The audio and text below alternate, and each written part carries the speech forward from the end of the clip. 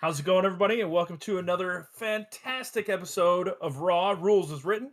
I'm going to be one of your co hosts this evening. My name is Matt, also known as Grape Ape, and joined by. Stefan Surratt or DM Bad Wrong Fun if you find me on the right spots of the internet. And Stefan, we've got an outstanding guest today, a very distinguished author. Would you like to do the introductions? Yes, I was looking this up, and I think she actually wrote most of X-Crawl. She's listed as one of the primary authors, I think, in the book there. So, Brennan, we'll see about getting you back on. She might have to tell us the rules every few episodes now. Valerie Emerson wrote X-Crawl's Got Talent, which is the funnel in the core rulebook. Thank you so much for coming on, Valerie. Yeah, thanks for having me. All right, Valerie, if this is the first time people are hearing about you, tell us a little bit about yourself, how you got into gaming, how you found Xcrawl, and how you got your funnel in the back of the core book. Well, let's see. I got into gaming when I was in middle school, and my brother brought a copy of second edition AD&D home from his friend's house to play, just for fun after school one day. And like we started playing one-on-one when we were kids, up until W- Was it the maps, the art, or the adventures that kind of hooked you in, or all three? I think it was the art and getting to read those, the little excerpts of adventures that they had in in the player's handbook, where there was one that stands out to me was the wizard wasn't paying attention, so she says, "Well, I'm going to cast fireball," and everybody else is like, "No!" and and then she's like, "Oh, okay, I'll cast acid arrow instead," so, but All right. I remember reading that backwards and forwards when I was a kid. And so your writing credits, are they just Xcrawl's Got Talent, or do you have more writing credits to your name? Well, besides that, in the X-Crawl, I wrote some of the spells and Prometheus Firebringer, and uh, for role-playing games, I wrote a couple of adventures for the Shattered Earth, the 77 Lost Worlds, and um, Dragon Scales, which was a system created by Jim Ward, and so that didn't really, I guess, it didn't really take off a whole lot, but that was a lot of fun. And then I've written some fiction, science fiction, and fantasy, and that's out there in the world. So, Outstanding. So do you write under the name Valerie Emerson, or is it a pen name, or? yep, All yep, right. under So my own name. if you guys are looking for it, uh, go check that out. Yep. Well, we've got an exciting show. We're dipping into the nuances of Xcrawl, and kind Mhm. of talking about things that may have more application in campaign setting. But the first question I wanted to address is one we missed from a couple episodes ago. And if Landon, if you could bring up question one, it's what can I do with this spell phone? So there's spell phones in Xcrawl, and I thought they were like quick ways to cast spells or something. But I'm not sure that's what it is. Valerie, what's your understanding of what the spell phone is? Well, the spell phones are these techno magical devices that are part of the AVS network that they can, they work just like cell phones, like normal cell phones, where, you can watch or record videos or go online, browse the data sphere without being monitored the way, in the North American Empire, casual cell phone data use is monitored. Um, but we don't talk about that. And, the and they're just kind of used like normal cell phones. And but one thing I did was, and the last time I played X Crawl, my character actually used it to stream and talk to his fans in the middle of a crawl, and wound up doing a grandstanding role in the middle of the crawl from talking to his fans. So, Did your Uh, spell w- phone? Go ahead, Steph. I was gonna ask what they stream on. Is it on like Witch.tv or? actually, that would be really cool. I didn't name it, but that would be awesome. Yeah, Twitch.tv. Does your spell phone give you any kind of advantage to that grandstanding role, or? No, no, it's just kind of a role playing thing, I guess. I do like it. Stefan, what can we use these spell phones for? I mean, that's a great use of it for grandstanding right there. Does it have other applications? Yeah, I mean, again, anything you'd use yours for, really. There is internet, but I think it, you can go and Google things, but I think it's a little bit more. It's not quite as advanced as what we have in some capacities, but in others, Mhm. it's just the same. But yeah, take pictures or videos and stream them, calls, texts. The more traditional phone functionality there. All right, well, let's check some of the handouts, see what the book has to say. And Lane, if you bring up handout 1A for us, we're starting off on page 75. This spell phone is a magical marvel, sleek handheld device that allows the users to make calls, send text messages, access the AVS screen, the AVS network, take perfectly clear pictures, store and share data images, and create information nodes. Now, that's interesting. Access and create information nodes. Uh, Valerie, do you think that's like the book doesn't go on to explain that, but I'm thinking kind of like Shadowrun, where you had like computers that you could plug in. Is that what the information node would be, or online, or more like Um, if you're going to a museum and you have like a audio cue? What do you I think? don't, well, I don't really know Shadowrun, but um, yeah, I think it's probably something like uploading a, like what you said. Um, sorry. Mhm. No, that's all right. Stefan, what do Yeah. you think? So node is a pretty specific networking term. But the way it's used is, I think, and I don't know Shadowrun terribly well either, just like pretty surface level. Um, but from how Xcrawl is described, and like, the places in between cities in the North American Empire are, there's dragons and monsters. I'm not assuming that there's any kind of infrastructure over there. I don't, and this is, but we also don't need, cables connecting the internet from city to city and location to location. It's magical. So I'm not sure exactly how it works, but maybe it's like you've got your Seattle internet, and your Seattle internet is, comes from a different magical source than your New York internet and your Tampa internet. And they have some interaction between, but they're not wholly linked up. They're not quite the same internet the way our internet is. It's more localized. Is kind of how I imagine it. So hey, I'm sure there's reasons a rather dystopian, somewhat fascist empire would want that. You would want to control information in such a way. Yeah, it could also Well, be nodes in the sense of like ley lines and nodes where, there's very limited like amounts of knowledge set in one place with, I don't know, lines, you know, limited lines of communication between them. what's the movie? Is it The Time Traveler?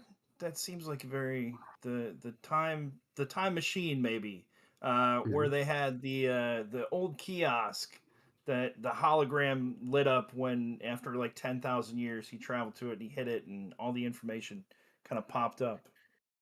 Uh, Maybe something like that. Maybe.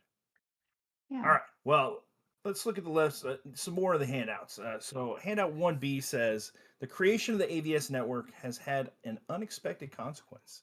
The emergence of media mages, spellcasters who learn to channel regard the sub unconscious energy of everyone watching the magical network. So, this spell phone does have some kind of magical application. If we go on to handout 1C, Media Mage is a creature in the back of the book. Uh, and they use media to cast magic. So they tap into the unconscious mind of everyone that's watching to produce unique magical effects. So it's a pretty unique Mhm. monster out there. And so I was trying to think, would you use a spell phone to like battle it or counter it? I was trying to figure out, is there a way to apply the magic in it Yeah. to tap into that as well? There must be. If if you come up with something creative enough as a game judge, if the player comes up with something cool enough and creative enough, I'll probably let it fly with a high enough roll. So, Yeah. you know, Well, um, all right. So if we go into the second part, the powers of the media mage, special effects sorcery, they can transmit themselves through the AVS network. So if your whole crew has a spell phone, there could be made an argument there from traveling from your spell phone and then it dropping on the ground as you pop out next to your buddies. Maybe. I mean, I mm, Valerie, I really like the it goes along the nodes and ley lines that are kind of, you know, been on the earth for thousands and thousands of years or however long they've been around. Um, and I could certainly see you trying to have like really cool campaign play about like accessing those ley lines or even changing them or you know the resistance or something, some group tapping into them and hijacking their own message to send out. mhm. Yeah, Elena's got a great idea. A Twitter war. So the media mage, let's say he's the big bad guy, and you guys are all like snapping shots of when you get like has a monster that punches you. He uploads it. You kill one of his goblins. You upload it, Mhm. and you got like a various scale of popularity as the things get posted. I could see Uh, like a unique adventure like based around like where there's a meta currency in the adventure of getting likes. That's true. I mean, there's the fame mechanic, but that would Yeah, be like whoever gets the most, like you said, the most likes, the most yeah. attention. there's one thing missing. So there was one. I think it's under the technology part where it says we use the spell phones to record the videos because every crawler needs like an intro video. And then it said you could figure out how to make an intro video on page 75. And then I think it's missing. I don't think it's on page 75. So we'll have to figure out what Brendan meant for that. But what is on page Ooh. 75 is how much the spell phones sell for. 5 grand. They have to be re-enchanted once a year at 1 grand. So these are not inexpensive pieces of equipment. Yeah, they're Yeah, definitely status symbols. Like, if you have one, it's because you're pretty advanced crawler or nobility or, you know, a yeah. celebrity of some kind. It's like it's much more akin to having a cell phone, like at least a cell phone per capita. It's much more like the '90s than it Mhm. is modern day. Yeah, if you had a Bluetooth in 1997, or Bluetooth, I don't Blue even know. BlackBerry, a Yeah, BlackBerry in 1997, you know. All right, well, let's move on to our next question, Stefan. What do you got for us? yeah. Next up, um, sorry, one moment. How can a player use X crawl knowledge? So I suppose we're talking about X crawl, but the PC is going to be ingrained in that world and be becoming a crawler because they're a super fan who wants to join the fray. Mhm. Well, there's um, the knowledge X crawl you can roll on. You can roll to see if you know something about a monster or a DJ or a dungeon. Like maybe the names of popular crawlers or common monsters. Maybe you want to find out if you can figure out the weakness of a monster that you're facing or something like that. Yeah, and so let's look at the. I love this question because you've kind of already applied it. But let's look at page handout 2A, if you would please, Elena. X-Crawl challengers begin as X-Crawl fans and have watched hundreds of hours of X-Crawl action. Much like Stefan alluded to, as such, they all possess some knowledge of X-Crawl history, personnel, and monsters. Uh, Valerie, have you ever used the X-Crawl knowledge check in games or had it used in your games? Actually, I can think of one example where I would use it, but I haven't, but not an example of it actually being used. But like with the flensers, there are these nasty monsters that'll skin you alive if they get you down to 0 hit points. But you can distract them with music because they just hate music. They'll go absolutely bat crazy if you produce music in their hearing. Like they will try to do anything to try to stop it. So um, they'll go berserk attacking the source of the music. So you can use that against them in a fight against them. Um, but That'd be a perfect way to use it. mhm. Yeah. So making an X crawl knowledge check, if you bring up handout 2B, Elena, is 1d20 plus your intelligence mod plus your character level. And then we've got a table on page 67 that kind of gives an example, Stefan, of like master to level skills. Like if you were climbing a wall, DC 5 is, you shoot right up at a DC 20 is you can climb like an inverted slope. Kind of the same thing with this table, right, Stefan? Yeah, and I remember this is making me think, what was it, the Crypt Raider? There was a specialist class a while ago that was like, oh, you have special knowledge on things and can know weaknesses. We should have, I wish we had found this table then, because this lists weaknesses of average monsters, DC 15, weaknesses of rare monsters, DC 20. And so this will help you out in the crawl because you can figure out where to strike it, what you need to do to try to get the advantage in the situation. Mhm. But in the application that I immediately thought of when I read this question, Elena, if you'll bring up handout 2D from X Crawl's Got Talent, there are two retired, and correct me if I'm wrong, Valerie, or maybe two scorned X Crawlers in there that are Yep, on the outs with the Adventurers Guild. yep. Uncle Turnbuckle and the other name. Yeah, Tequila they were Sheila. yeah they were exiled from Xcrawl because of their crimes, and they're trying to get back in. So I immediately thought, I was like, all right, this would be perfect for an X-Crawl knowledge check. Can I make a knowledge check to see if they have any past injuries that might be lingering? Or, is Tequila Sheila's weak side her left side or her right side? And then focus on that side to give myself an advantage in combat. Would you allow that, Valerie? Not to hit, but maybe to do a little extra damage or have some other create some other advantage in combat. But uh, there's like maybe that would be a way to use like um, a maneuver like with the wow, I'm having a senior moment here, but in a like a warrior's uh, Mighty deed. mighty deed, with mighty deed, I'm going to attack her weak side. So I'm going to, attack her on the right. So she tips over, that would be one way to take advantage of it. Yeah, absolutely. The like, oh, I know she got, she tore her ACL 6 months ago. I'm gonna work that leg, and maybe she'll surrender early, or or just it maybe it can just be for a good grandstand at the end, because the announcers are also gonna be there. The announcers are gonna know, and they're gonna be going, oh by golly, Yeah.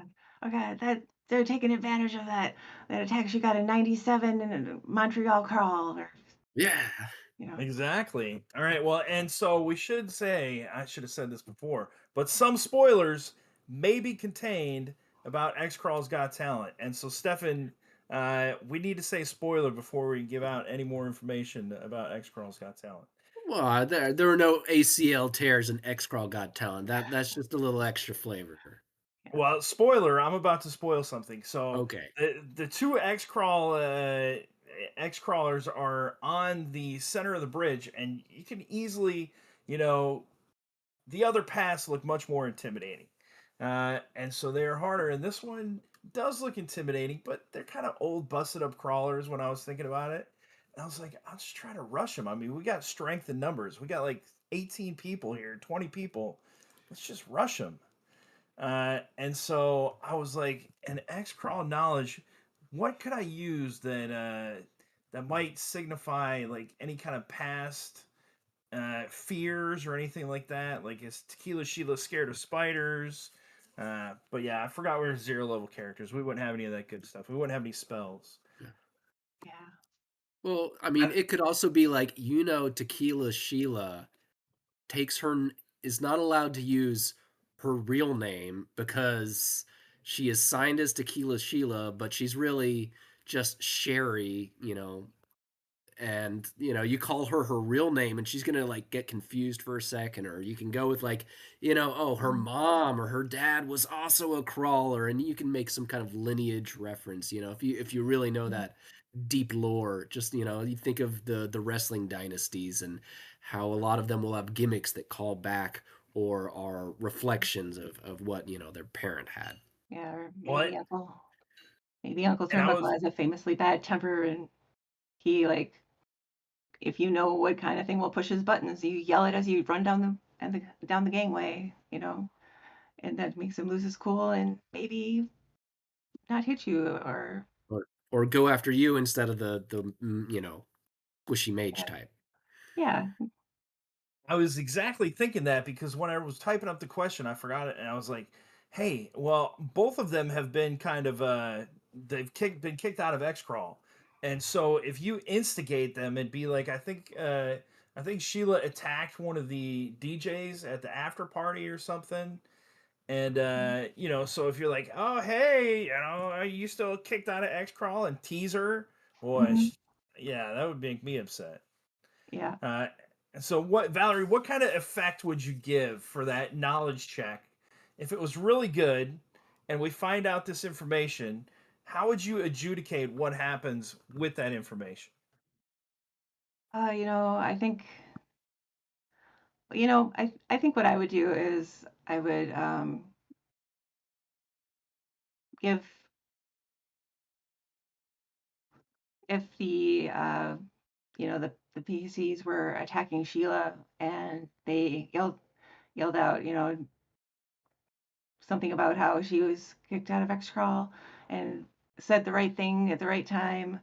Um, maybe they possibly get a bonus to hit or get a little extra damage because they get a little psychological damage to go with the physical damage. That's what I Or like there to hear. I like to there hear. might be a street brawl after the crawl. Yeah. Watch out when you leave the back room, go through the alley to your car. She's waiting. Yep. She's waiting. All right. Well, let's see. So you can use Xcrawl knowledge many different ways, but you know, the key is it's there as a tool that you can use inventively to try to give yourself a benefit in this crawl. Moving on to question 3, if you would, Elena. Wealth and X crawl. How can I join the Million Gold Piece Club? And so, Valerie, what is wealth? Kind of like the wealth system is different from gold prize money. And how do we explain it in campaign play for X crawl? Well,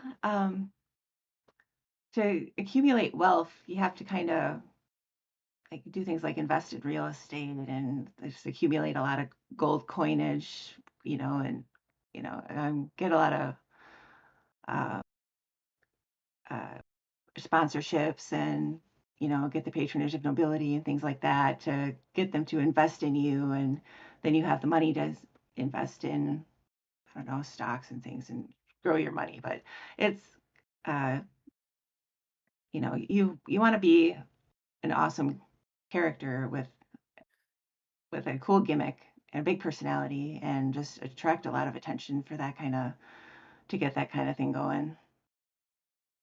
Yeah. I'll Stefan, I'll I'll say yeah. you're gonna want more than sponsorships. You're gonna become like brand spokespersons who their payment is a stake in the company. I'll say an example of a lot of celebrities will do a lot of celebrities will have their own liquor, and in some movie they do a Netflix movie, and part of the thing that they do is there will be a scene where The Rock and Ryan Reynolds both drink at some bar, and they will show, just it'll be propped perfectly for the camera what brand they're drinking because they have an ownership stake in that brand.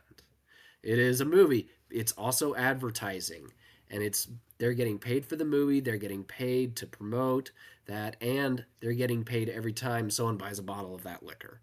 So, I mean, that's the kind of deals that your crawler is going to want to make. Yeah, and I Well, gotta think yeah.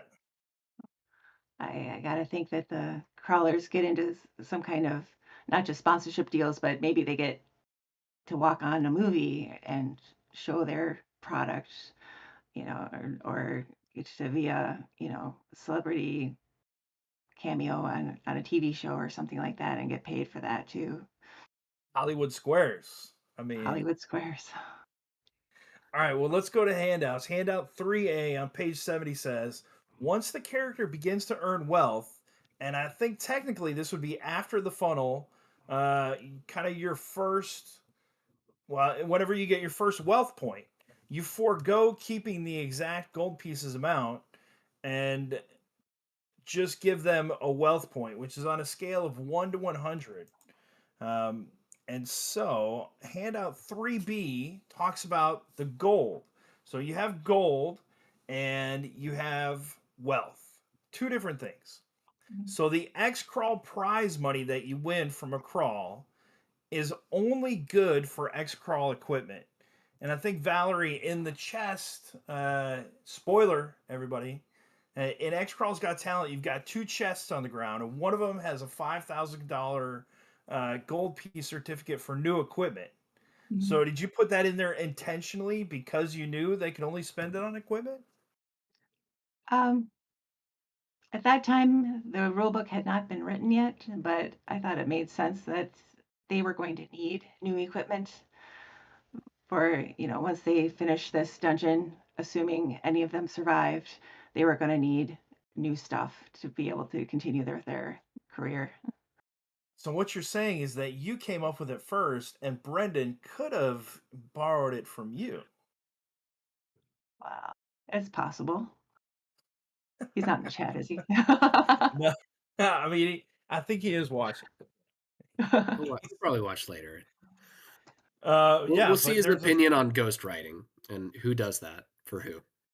there's a $5,000 gift certificate good for only equipment, which is great. And I was like, oh, I was like, what she knew right where to go.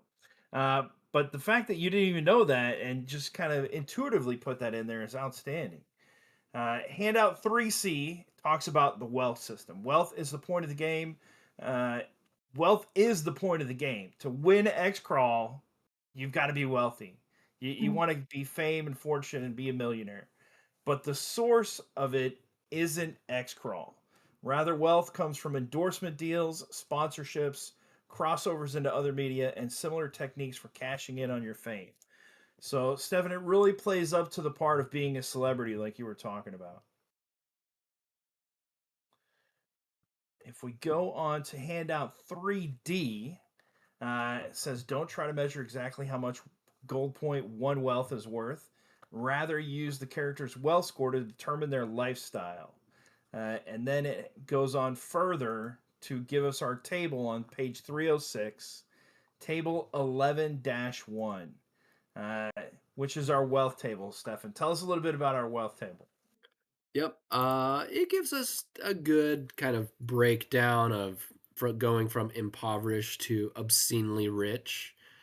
Um, and I don't know, I'd say what 1 to 10 is impoverished, and you're barely keeping yourself fed. 25 to 50 is that middle class. 51 to 70, that's the making it. Then we get higher and higher, and then it's 25 to 50, that's a big range. But then rich is 91 to 95. Fabulously wealthy, 96 to 99. And obscenely rich is 100 plus. So I'll say that implies it doesn't stop at 100. You can That's just, true. as we unfortunately know from our real world, people can just keep getting money even though they have nothing to do with it. Mhm. Now, Valerie, you said that you've got a character that you play, right? Yeah. Do they have a well score? Do they have any No. sponsorships? They don't. I've actually, when I get to play, it's only as a one shot in at cons mostly most of the time. So unfortunately, I don't have a campaign going right now. So I mean, I think this is like a perfect entry point for like organized play. Keep track of your wealth. See who's the wealthiest in organized play. And man, I hope we develop that sometime in the future because then you could have different division crawls in your organized play. Oh, Yeah, like organized. you got to buy your way in or something to the crawl? Well, like if you're not wealthy, you're not going to get invited to a high level crawl. So if there's Mhm. a high level crawl at Gamehole Con, you can't play in it because you're not wealthy enough. Right. Okay, I get you. Right. The celebrities aren't going to invite you because you're just not famous enough.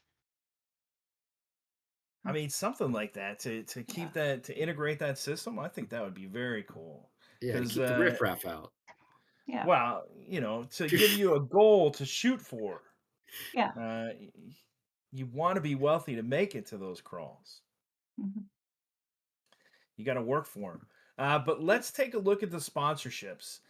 So it's difficult to get a sponsorship, especially when you're playing a one shot. Kind of goes into uh, we're gonna campaign play. But you had some sponsorships in X Crawl's Got Talent, didn't you?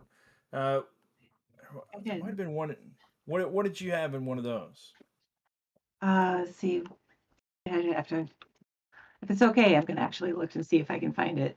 We Absolutely. understand you didn't just write this yesterday. It's been a few Yeah. years, I imagine. In a couple of Hey, years. Yeah. Yeah. and while you're looking, I did find out that any energy spell, like Spellweaver Blast, destroys an AVS instantly. So would you go to figure, Stefan, that it also destroys a spell phone instantly? Yeah, you probably shouldn't keep it on you during the crawl. That might get risky. I I could think see some so. people getting ambushed, specifically with energy spells because they want to disrupt that and make it so nothing's going to be seen. But also maybe not. Hey, we don't just automatically assume that the fire spell is burning up, your normal clothes. So I'm not sure. I found the other thing I was looking for too on page 238 under television clips. It says that prices for having a clip made are listed in the equipment, page 70. But I could not find any such equipment prices to have your entrance clip made up or your entrance kind of montage. So we're gonna have to ask Brendan where those are. All right, Valerie. It might have been. Was it in Here, one of the I chests or was it at the end? I I'll think it say was, I don't. I I think, see in the book here, right after your adventure, though, there are three sponsors that are easy to find in Showdown in Grind City. There's that's, Wild Burger, the Imperial Literacy mm, Council, and Morrison Motorcycles. I like Wild Burger. Plus one wealth team eats free at any Wild Burger franchise for a year and a day. I could use That's that. pretty cool. My Beltline probably couldn't, but So yeah, here it is. The red chest. You've got a year supply of Tartarus Black Ale for each survivor. So they're definitely going to want some pictures with you drinking the ale. Fat collapsible mithril blade. So every time you use that, they're probably going to zoom in on it. Mhm. Yeah, I wanted to say that the Tartarus Mithril, that the Tartarus Ale was the sponsorship, but it didn't actually say that. But Well, I it could be wrong. says after the crawl, you meet Guy Frisch. I feel like I know. Isn't there a movie? There's some kind of movie. It's like Frisch. Valerie, where did that name come? Guy Frisch Might have, that might have been added by Brendan. I'm not sure. um, at the I aftermath think it's type just thing. something I just made it up or Brendan added it when he edited it. So mhm. sorry. All right. Well, we still got a few more questions. Should we hop along? Yeah, let's do it. Let's go on, Stefan. What Yep. do we got for Next up, question 4? yes, we'll do four. I find five very confusing. I don't understand it, so we'll stay on four. Can a PC automatically start with a signature move? Oh yeah, they should. You know, just because your first level starting out, that doesn't mean you shouldn't do something awesome. That's how the character gets the sponsorships, gets the public's attention, garners fame, and gets on that road to the gold piece club. So, Mm. um, you've got to pick out your theme, your gimmick, first thing, your signature move if you can, and wrap that all up together. And it's a little hard to do at a con, but it's a good thing to do at first level. So, I mean, you can do it right after a con adventure and, keep mhm. that character. So, Stefan, you rushed me a little bit. Let's jump right back real quick to hand out 3F and look at the sponsorship rewards. Page Okay. 307, table 11-2. This is how you get the wealth points. So, if you hit 14 on that random sponsorship reward, you're going to earn 1 wealth point. 15 to 18, you get 1d3 wealth points. And that's how you move up in your wealth tier category. So, like Valerie's funnel, you should still get some kind of gold piece reward that you can use for equipment purchases. But that gold is only for equipment purposes. All right, I just had to throw that out there. Now we can get back to the other one. So, signature move, Valerie. What is a signature move? The signature move is, oh, like in pro wrestling or something like that. It's one move that you call out with a special name that you do this one move that your fans know and call out, and um, when you attack or something like that, where like for instance, my character Boom Boom at the last con, his signature move was going to be where his Spellweaver Blast spelled out the name of our sponsor, Dunkin' Donuts, and which then blasted into the enemy before, you know, exploding into 1,000 points of flight. Of course, I couldn't roll any higher than a 2 that whole game, so it didn't really happen. But but that was Yeah, going to be a exactly. signature move. You're exactly right. Like the rock bottom, the walls of Jericho. Yeah, All you got to do is look to wrestling to steal any kind of signature move. yeah. Mhm. And I'll say, In the name. The Rock did not start doing the people's elbow on day one. You can Yeah. start with a Mhm. signature move. You can also have one and then get a better feel for your character, or just, hey, your character has an arc. They Yeah. change, their gimmick changes, and so does Mhm. their signature move. That's perfectly Yeah. fine too. They can That might evolve. not be as easy as you think, Stefan. Let's look at the handouts. Okay. Handout Yeah. 5A.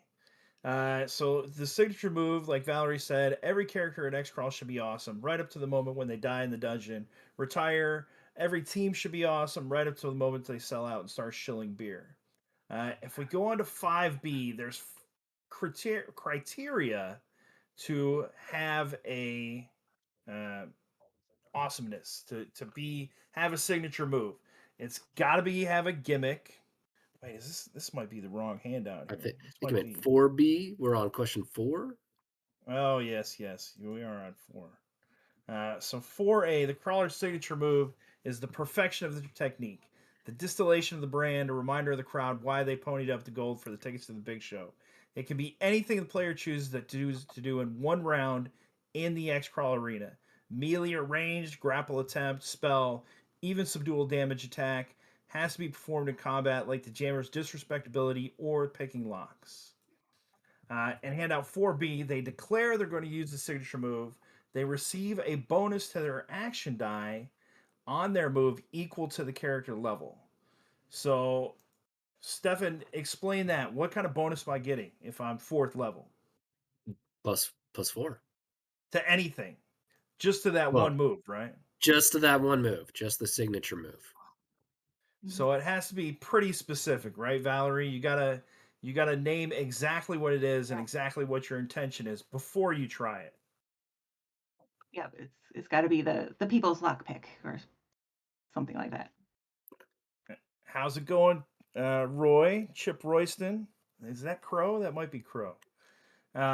So handout 4C, if you would please, Elena. The signature move must be once per encounter. And I'll let you guys explain this if you would like. But if you go to page 99, you'll be able to pick them all out. What does once per encounter mean? I feel like I'm Once per talking way too much. Yeah, one no, I per. mean, what? Go ahead. Oh no, go for it. All right, all right. You are our wonderful guest, so I try to refrain from stepping on toes. But yeah, once per, I mean, usually combat. That's usually what the move is going to be in. But I guess you could have a move that is applicable in other ways, or maybe not as combat applicable. I don't know. You said the people's lockpick a second ago, so it Yeah. that's doesn't. I mean, unless that's a euphemism, I don't think that's a combat move. No. Well, once per your turn, right? So you can do a lockpick, and then you would get a +3 to that as long as it's during a combat. Yeah, Uh, during an encounter. So I would consider an encounter a X crawl room. So, like in X Crawl's Got Talent, it's, there's rooms with the monsters and that's an encounter. And then there's spoilers, you encounter the zombie with the riddle in the hallway. So that's also an encounter. yes, it Not that you is. need not that you need to use your lockpick then, but that would also be considered an encounter. That's a great point because I always think of encounter as being a combat encounter, but in X crawl it usually means the room encounter. Mhm. I got to get that in my head. All right, Now this isn't there's the combat chapter, so it is really intended to be a combat thing. But hey, if there's a will, there's a way. once per. Well, so there is a caveat. If you roll a 20 on this, then you get to use it again. So then you get to use it twice per encounter. So that's listed a little bit on. The next one is named, and Valerie, you kind of already spoke about that one. Have a cool name for it. Check out wrestling finishing moves. And make an adaptation of one of those. Our next criteria is the signature move has to be specific.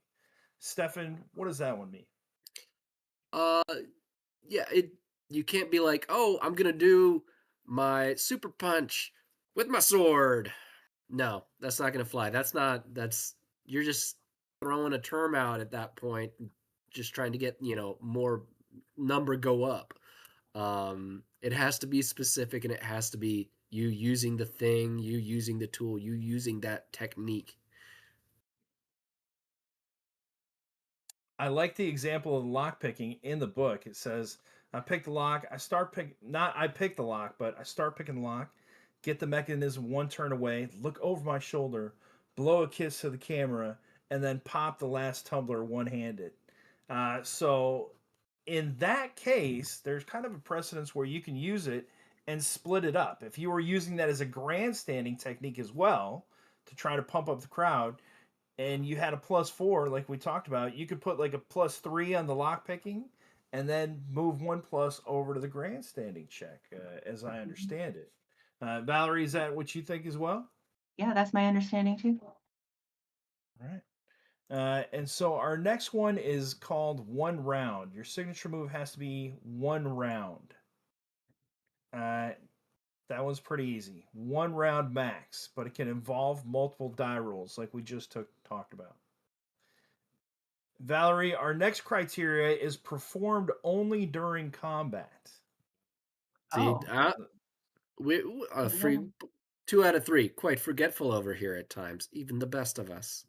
Well, that oh, kind of specifically spells it out, but I really think that encounter, I mean, the zombie in the corner, he's got a non-com badge on, so you can attack him and then all of a sudden you're in combat.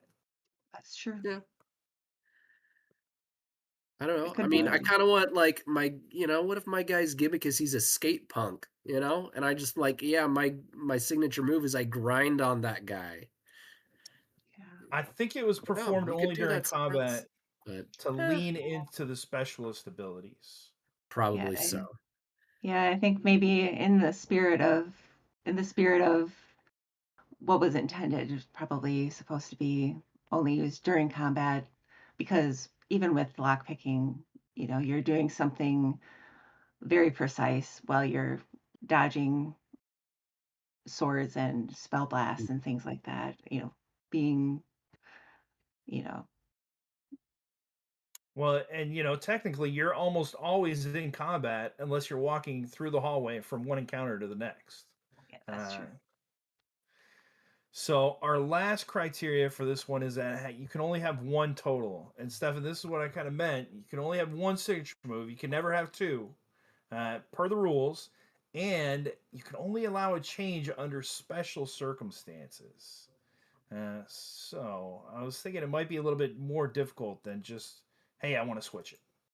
Yeah. What do you think? Well, yeah, I mean, you got to change your gimmick, I think. I mean, we can't always just say we'll look at wrestling, but looking at wrestling, John Cena, he can do the attitude adjustment and he can do the five knuckle shuffle. Mhm. But he has changed his gimmick over the year too. He has been the prototype and he's been the doctor of thugonomics.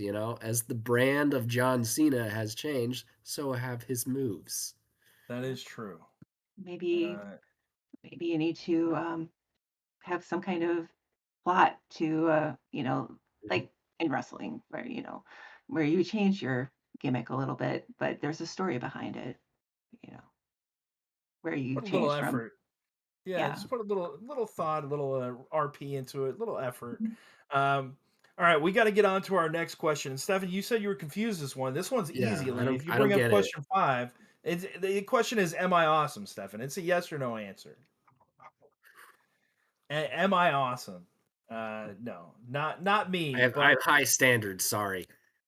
are your X crawlers awesome? And this is all about making the game awesome, making the crawl awesome, and making playing awesome by playing an awesome crawler. Valerie, what's your thoughts on Am I Awesome for as it relates to X crawl? I think the important thing is to create a persona, a the gimmick is important. That's why I put in X Crawl's Got Talent, the random Mhm. gimmick generator for the people off the street, hairband, what pizza delivery guy, whatever, their gimmick happens to be as a zero level person. But you have to have something to hang your hat on, and then um,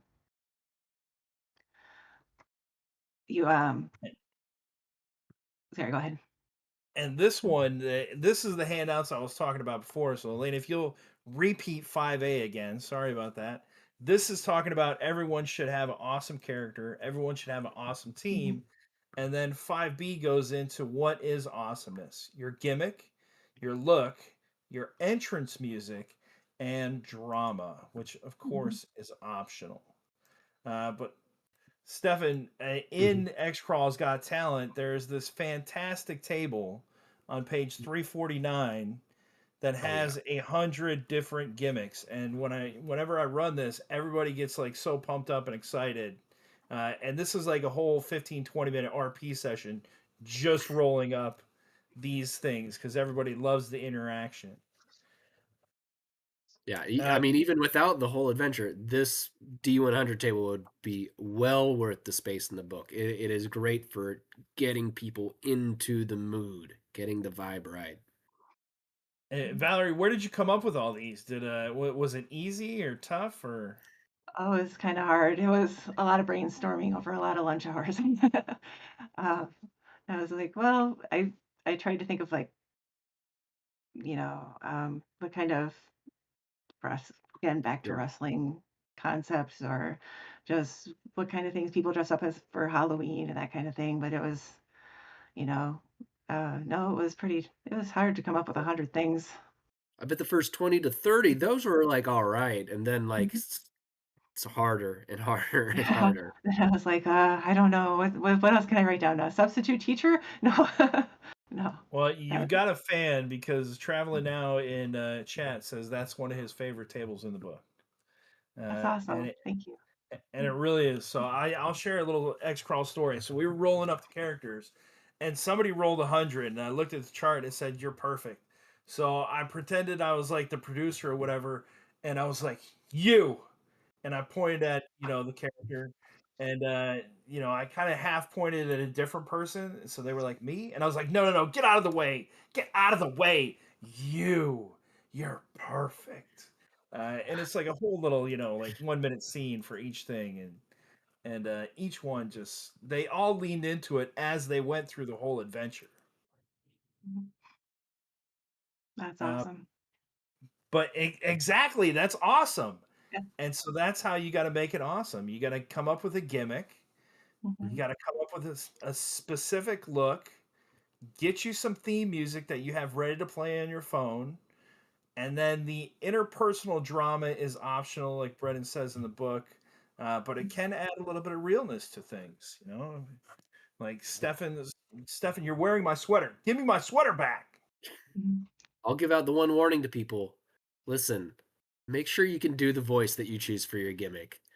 I can't do Macho Man for a 4 hour session. That voice is just like, I'll kill myself. It's a fun voice, but I can do it for like 30 seconds. And then I'm like, ooh, my throat. So watch Yeah. yourself, folks.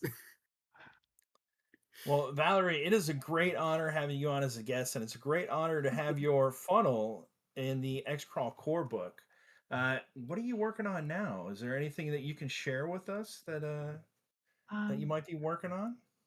Nothing game related that I can share right now, but I've got an adventure that I wrote a while back that I'm trying to piece back together so I could run it again. Called the Changeling Spire that I wrote for DCC that that I'm looking at maybe publishing if I can, but I have to find all the notes that are scattered to the wind right now. So, but And is there any more X crawl in your future? I know you just had GameWorldCon, and I have secret knowledge that you had a dinner meeting with Brendan. Was there any discussion of future publications at that meeting?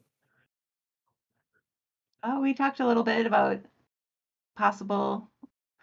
We talk about a lot of things, but yeah, if there's a possibility of me doing more stuff for Xcrawl. Yeah, I talked to him Outstanding. about maybe some more patrons. All right. Blink twice if, just I'm not going to tell you to blink twice for which option, that'd be too much. Advanced X crawl. Advanced Xcrawl. Oh, that would be Advanced X cool. crawl. What? All No, right. Well, I'm playing. Valerie, thank I'm you for playing. coming on. Is there anything else you'd like to share with our viewers before we take off? No, thank you so much for having me on. Thank you for coming on. So Valerie's in Wisconsin. If you're lucky enough, you can catch her at GaryCon. Where will you be running S Crawl's Got Talent at all? There's a very strong chance I will. Yeah, I may run it as well, just because I know she's there, and so you could bring your X Crawl books up there and have her sign that adventure or the book somewhere. That would be very cool. that would be And awesome. I know the adventure, but man, I want to play with you running. So I don't know. Stefan, anything you got coming up? What's going on with you? I'm gonna be at LongCon this weekend with you. You So are that's going to what be I'm at excited about.